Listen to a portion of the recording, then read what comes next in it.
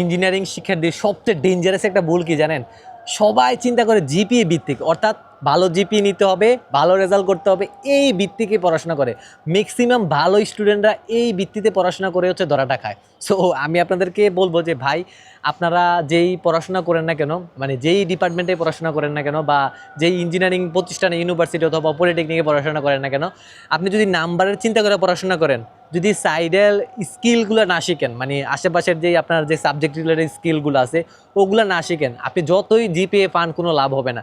এগুলো সার্টিফিকেট এই বা বিটা দিয়ে ফেলাই দেবে, এই বা বিটা দিয়ে ফেলাই দেবে, ঠিক আছে, একদম মাথার উপর। তো সেজন্য আমি আপনাদেরকে বলবো যে আপনারা যদি সম্ভব হয় জিপিএ ভিত্তিক, যে আসলে ভালো রেজাল্ট করতে হবে, এটার জন্য পড়াশোনা করার দরকার নাই শুধু।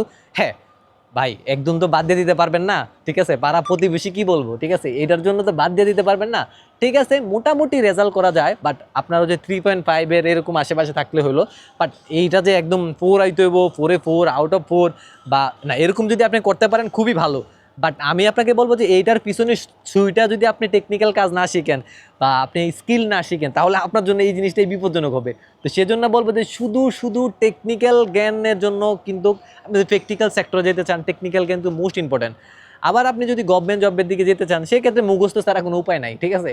সেই ক্ষেত্রে ভাই ওই শুধু শুধু আপনি পড়বেন ইতিহাস বা হচ্ছে যে আপনার বাংলা মুখস্থ, এইটা আবার ঠিক আছে, ওকে।